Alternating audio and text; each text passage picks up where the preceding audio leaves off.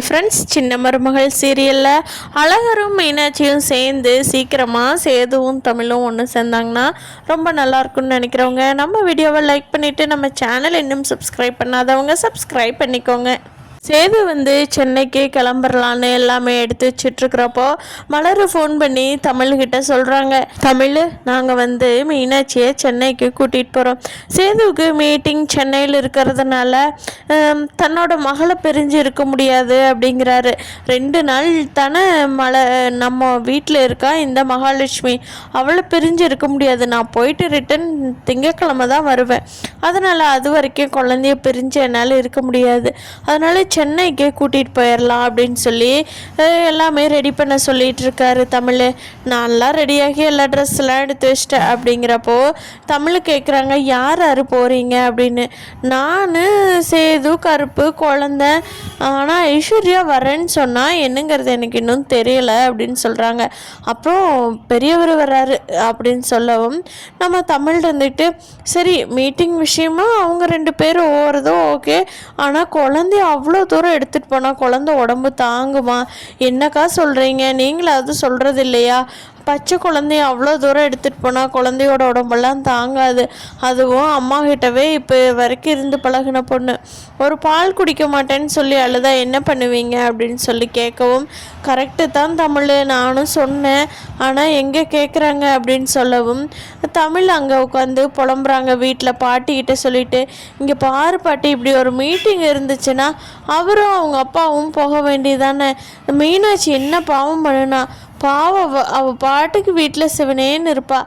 தாய்ப்பாலும் இல்லாமல் அவ்வளோ தூரம் கூட்டிகிட்டு போய் அவளுக்கு உடம்பு சரி இல்லாமல் போச்சுன்னா என்ன பண்ணுறது? இன்னும் புட்டிப்பாலுக்கு அவள் பழகவே இல்லை அப்படின்னு சொல்லி பாட்டிக்கிட்ட தமிழ் அழுகிறாங்க. அதை பார்த்த பாட்டிக்கு ஐயோ பெத்த மனசு இப்படி பாடுபடுதே, பாவம் அந்த குழந்தைங்கள. இப்போ ஏன் இப்படி மீட்டிங் இருந்தால் போயிட்டு வர வேண்டியது தானே? கூட 2 நாள் கூட சேர்த்து வச்சுக்கட்டும். யார் வேண்டான்னு சொல்கிறான்? அதுக்காக அந்த குழந்தைய அங்கே இங்கேயே அலக்கழிச்சா குழந்த உடம்பு தாங்க வேண்டாமா? பச்சை உடம்பு அப்படின்னு சொல்லி பாட்டி, இரு நான் அவங்ககிட்ட பேசுகிறேன் அப்படின்னு சொல்லி அப்போத்தான் சேதுவுக்கு ஃபோன் பண்ணி பேசுகிறாங்க. அப்போ சேது சொல்கிறாரு, அப்போத்தான் சென்னை போகிற அப்போத்தான் 2 நாளுக்கு, அதான் நம்ம மீனாட்சியும் எடுத்துகிட்டே போய் பார்த்துக்கலான்ட்டு இருக்கிறேன் அப்படிங்க. டேய், உனக்கு கொஞ்சமாவது அறிவு இருக்காடா? யாராவது குழந்த பிள்ளைங்களை தூக்கிக்கிட்டு காரில் சென்னை வரைக்கும் யாராவது போவாங்களா? அந்த குழந்த போகிறப்பவே அம்மாட்டவே இருந்து பழகின குழந்த பால் குடிக்கலினாவோ எதுவும் பண்ணலினாவோ இடையில போய் நின்றுட்டு என்னடா பண்ண முடியும்? பேசாமல் திரும்பி வந்துருங்க, அங்கே எல்லாம் எதுவும் போக வேண்டாம் அப்படிங்கிறாங்க. ஐயோ பாட்டி, அப்படிலாம் இல்லை, நான் அங்கே போயே ஆகணும். அது பெரிய வேலை இருக்குது, மீட்டிங்கில் நிறைய முக்கியமான விஷயங்கள்லாம் பேச வேண்டியது இருக்குது. அதனால தான் அப்பாவையும் கூட எனக்கு துணைக்கு கூட்டிக்கிட்டு நானும் போகணும். ஆனால் இந்த 2 நாள் இருக்கிறதே மீனாட்சி நம்மக்கிட்ட, அதை மிஸ் பண்ணக்கூடாதுன்னு தான் நான் சென்னைக்கு எடுத்துகிட்டு போகிறேன் அப்படிங்கிறாங்க. இது சொல்லி பாட்டி எவ்வளவோ எடுத்து சொல்கிறாங்க.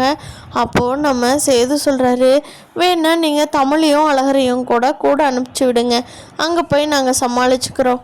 அப்போ கூட இன்னும் 2 நாள் சேர்த்து கூட இருந்துட்டு வர்றோம் அப்படின்னு சொல்லி பாட்டிக்கிட்ட சேது சொல்லவும், ஏண்டா நானே அந்த குழந்தைய எடுத்துகிட்டு போக வேண்டாங்கிற, நீ என்னடான்னா தமிழையும் அழகரையும் சேர்த்தியெல்லாம் வர சொல்கிற அப்படிங்கிறாங்க. அப்போ சேது நான் மீட்டிங்கும் போகணும், குழந்தையும் கூட வச்சு பார்த்துக்கணும், அதுக்கு என்ன ஐடியா? அப்போ குழந்தையும் தாய்ப்பால் கலகாமல் இருக்கணும், அதுக்கு என்ன ஐடியா? நீங்கள் தான் வயசு மூத்தவங்களாச்சு, நீங்கள் சொல்லுங்கள் அப்படின்னு கேட்கவும் அப்போ தான் சொல்கிறாங்க, வேணா தமிழையும் அழகரையும் சேர்த்து கூட்டிகிட்டு போடா. அப்போ வேணா குழந்தை அழுதுச்சுன்னா தமிழ் பார்த்துக்குவா, தமிழை விட வேறு யார்கிட்ட பார்த்துக்க முடியும்? நீ 4 பேர்த்த கூட்டிகிட்டு போனாலும் தமிழ் பார்த்துக்கிற மாதிரி இருக்குமா அப்படின்னு சொல்லி கேட்கவும் சேது அதுதான் கரெக்டு அப்படின்னு சொல்லி முடிவு பண்ணி, பாட்டி நீங்கள் தமிழ் எப்படியாவது கிளம்ப வச்சுருங்க, அவள் வரமாட்டேன்னு எது சொல்ல போகிறா அப்படின்னு சொல்லவும், சரிடா அதை நான் பார்த்துக்கிறேன், சொல்கிற விதமாக சொல்லிக்கிறேன் அப்படின்னு சொல்லிட்டு அப்போ தான் ஃபோனை வச்சுட்டு இங்கே போய் தமிழ்கிட்ட பேசுகிறாங்க. இப்போது தமிழ் சொல்கிறாங்க, என்ன பார்த்தா அநியாயம், அவருக்கு வேலை இருக்குதுன்னா அவர் போக வேண்டியதானே, குழந்தையெல்லாம் எதுக்கு தூக்கிட்டு போகிறாரு? அதெல்லாம் முடியாது, அவரே குழந்தைய தூக்கிட்டு போனாலும் விட்டாலும் நான் எங்கேயும் வரமாட்டேன். எனக்கு கம்ஃபர்டபுளாக இருக்கா, எனக்கு பிரச்சனை இல்லாத டேட்டா, இல்லை எனக்கு எதுவும் தொந்தரவு இல்லையான்னு அவரும் முன்னாடியே கேட்டிருக்கணும். நானாக வெளியே போய் குழந்தைய கொண்டு வரீங்களா, வரட்டுமா கூட அப்படின்லாம் என்னால் கேட்க முடியாது அப்படின்னு சொல்லி நம்ம தமிழ் சொல்கிறாங்க. அப்போ பாட்டி இருந்துட்டு, அடியே பைத்தியகாரி, நான் எப்படி உன்னை கேட்க சொன்னேன், நானே ஒரு பிளானை போட்டுட்டு வச்சிட்ருக்கிறேன்னு மனசுக்குள்ளே நினச்சிக்கிட்டு, இல்லை அவனா கூப்பிட்டா நீ போய்த்தானே ஆகணும்னு சொன்னேன் அப்படின்னு சொல்லி பாட்டி சொல்லவும், அதெல்லாம் முடியாது பாட்டி, யாரோ எங்கேயோ போகட்டு, ஒன்றா 2 குழந்தைங்களும் என்கிட்ட இருக்கட்டும், இல்லாட்டி வெளியூருக்கெல்லாம் தூக்கிட்டு போகிறது ரொம்ப கஷ்டம் அப்படின்னு சொல்லி நம்ம நிலாமில் எவ்வளவோ சொல்கிறாங்க. ஆனால் சேது தன்னோட பொண்ணை பிரிஞ்சு என்னால் கண்டிப்பாக இருக்க முடியாது அப்படின்னு சொல்லிட்டு வேணா தமிழையும் வர சொல்லுங்க. தமிழ், அழகர், நம்ம மீனாட்சி 3 பேர்த்தையும் கூட்டிகிட்டு போகிறேன் நான். அப்போது அழகரும் பிரச்சனை இல்லை, மீனாட்சிக்கும் பிரச்சனை இல்லை, அவங்க அம்மா கூட அமைதியாக இருந்துக்குவா தானே அப்படின்னு சொல்லி பாட்டிக்கிட்ட சேது சொல்லவும், பாட்டி சரிடா நான் தமிழ்கிட்ட கேட்குறேன்னு கேட்குறப்போ தமிழோட அம்மா அப்பாலாம் இருக்கிறப்ப தான் பாட்டி கேட்குறாங்க. அப்போது தமிழ் ஆகவே ஆகாது, முடியாது அப்படின்னு சொல்கிறாங்க. ஆனால் அவங்க அம்மா அப்பாவெல்லாம் சேர்ந்து பரவாயில்ல, இது ஒரு நல்ல வாய்ப்பு தான், நீ போயிட்டு வான்னு சொல்லி அவங்கள அனுப்பிச்சி வைக்கிறாங்க. அப்படி சென்னை போகிறப்போ ஐஸ்வர்யாவும் கூட வர்றாங்கன்னு சொன்னாங்க இல்லையா, ஐஸ்வர்யாவை முன்னாடி சீட்டில் உட்கார வைக்காமல் தமிழில் தான் குழந்தைங்கள வச்சுக்கிட்டு முன்னாடி சீட்டில் உட்கார வச்சுக்கிட்டு போகிறாரு சேது. இதை பார்க்குற ஐஸ்வர்யாவுக்கு ரொம்ப கஷ்டமாயிருது. பின்னாடி துணைக்கு மலர் உட்காந்துக்கிறாங்க. இதை பார்த்த ஐஸ்வர்யாவுக்கு ரொம்ப கடுப்பாக இருக்குது.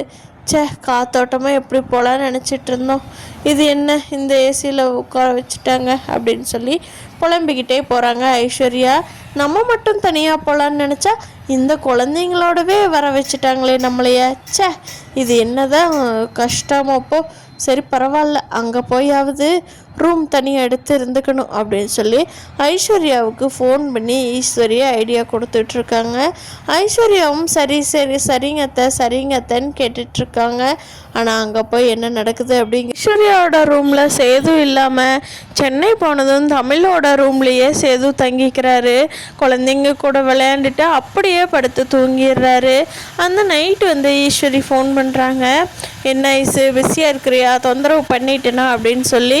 அதுக்கு ஐஸ்வர்யா சொல்கிறாங்க, ஆமாம் அங்கேயே நான் இருந்திருக்கலாம் பேசாமல், இங்கே சென்னை வந்ததே வேஸ்ட்டு, நான் பாட்டுக்கு ஒரு ரூமில் இருக்கிறேன், மாமா பாட்டுக்கு போய் தமிழோட ரூம்லேயே இருந்துக்கிட்டாங்க அப்படின்னு சொல்லவும், என்ன ஐசு நீ, உனக்கு கொஞ்சம் கூட சாமர்த்தியமே பத்தலை அப்படின்னு சொல்லி ஈஸ்வரி சொல்லிகிட்ருக்காங்க.